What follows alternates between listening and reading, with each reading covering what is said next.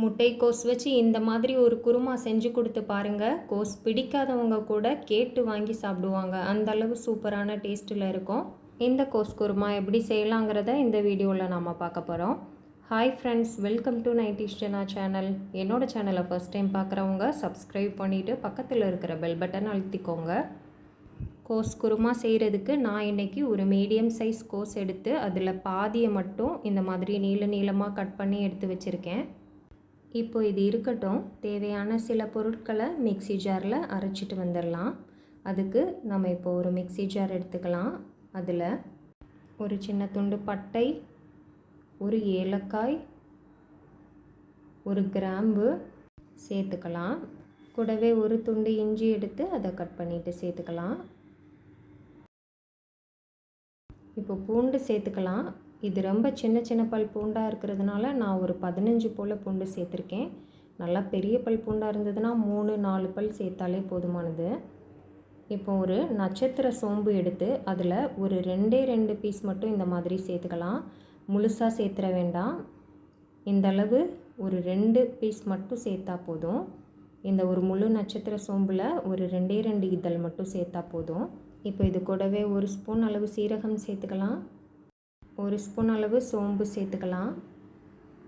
ஒரு 10-15 போல் மிளகு சேர்த்துக்கலாம். காரத்துக்கு ஒரே ஒரு பச்சை மிளகாய் நான் சேர்த்துருக்கேன். எனக்கு காரம் கம்மியாக போதுங்கிறதுனால ஒரு மிளகாய் சேர்த்துருக்கேன். உங்களுக்கு காரம் எவ்வளவு தேவையோ அதுக்கேற்ற மாதிரி பச்சை மிளகாய் சேர்த்துக்கோங்க. இது கூடவே 6 சின்ன வெங்காயம் தோல் நீக்கி எடுத்து வச்சுருக்கேன், அதையும் சேர்த்துக்கலாம். ஒரு 8 போல் முந்திரி பருப்பு சேர்த்துக்கலாம். இப்போ இதில் இந்த அளவு ஸ்பூனில் ஒரு 7 ஸ்பூன் அளவு துருவன தேங்காய் எடுத்து வச்சுருக்கேன். இது ஒரு 1/2 கப் அளவு இருக்கும். இதையும் சேர்த்துக்கலாம்.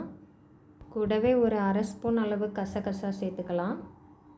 இதில் இப்போ தேவையான அளவு தண்ணி சேர்த்து நல்லா மையாக அரைச்சி எடுத்துகிட்டு வந்துடலாம். நான் இப்போ ஒரு 1/2 டம்ளர் அளவு தண்ணி சேர்த்து இந்த மாதிரி நல்லா மையாக அரைச்சி எடுத்துகிட்டு வந்துட்டேன். இப்போ நாம் குருமா செய்ய ஆரம்பிச்சிடலாம். அதுக்கு ஸ்டவ் ஆன் பண்ணி அடுப்பில் ஒரு குக்கர் வச்சுக்கலாம். ஒரு 2 ஸ்பூன் அளவுக்கு எண்ணெய் ஊற்றிக்கலாம். எண்ணெய் சூடானதும் ஒரு சின்ன துண்டு பட்டை, ஒரு கிராம்பு, ஒரு ஏலக்காய், கொஞ்சமாக கல்பாசி இதெல்லாம் சேர்த்துக்கலாம்.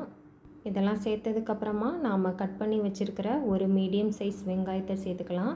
நான் இன்றைக்கி ஒரு மீடியம் சைஸ் வெங்காயம் எடுத்து அதை இந்த மாதிரி நல்லா நீளமாக கட் பண்ணி வச்சுருக்கிறேன். அதை சேர்த்துக்கலாம். வெங்காயத்தை லைட்டாக மட்டும் வதக்கி விட்டுட்டு இது கூடவே 2 கொத்து கருவேப்பிலையும் சேர்த்துட்டு வதக்கிக்கலாம். கூடவே 7-8 போல் புதினா இலைகளும் சேர்த்துக்கலாம். இப்போ வெங்காயம் நல்லா கலர் சேஞ்ச் ஆகி வரத்தண்டியும் நல்லா வதக்கிக்கலாம். இந்தளவு வெங்காயம் நல்லா கலர் சேஞ்ச் ஆகி வரத்தண்டியும் வதக்குனதுக்கப்புறமா இதில் நாம் அரைச்சி வச்சுருக்கிற பேஸ்ட்டை சேர்த்துக்கலாம். சேர்த்துட்டு அப்படியே இந்த மாதிரி நல்லா கலந்து விட்டுடலாம். இப்போ மிக்ஸி ஜாரையும் அலசிட்டு கொஞ்சமாக தண்ணி சேர்த்துக்கலாம். இப்போ இதை எல்லாத்தையும் நல்லா ஹை ஃப்ளேமில் வச்சு ஒரு நிமிஷத்துக்கு நல்லா வதக்கிக்கலாம். நம்ம எல்லா பொருட்களையும் பச்சையாக அரைச்சிருக்கிறதுனால நல்லா 1 நிமிஷத்துக்கு பச்சை வாசனை போக தண்டியும் வதக்கிக்கலாம். அடி பிடிச்சிடக்கூடாது. கொஞ்சம் அப்பப்போ மிக்ஸ் பண்ணி விட்டு 1 நிமிஷத்துக்கு வதக்கினாலே போதும்.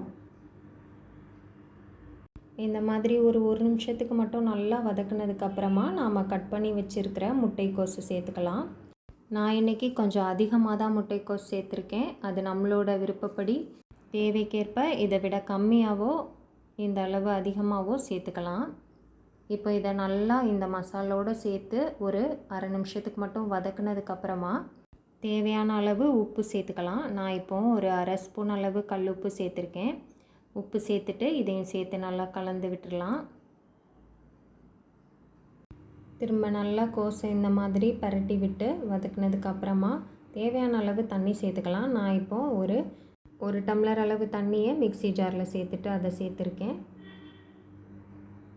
கூடவே இன்னொரு டம்ளர் தண்ணியும் சேர்த்துருக்கேன். நம்ம இப்போது 2 டம்ளர் அளவு தண்ணி சேர்த்துருக்கோம். உங்களுக்கு குருமா எந்த அளவு தேவையோ அதுக்கேற்ற மாதிரி தண்ணி சேர்த்துக்கோங்க.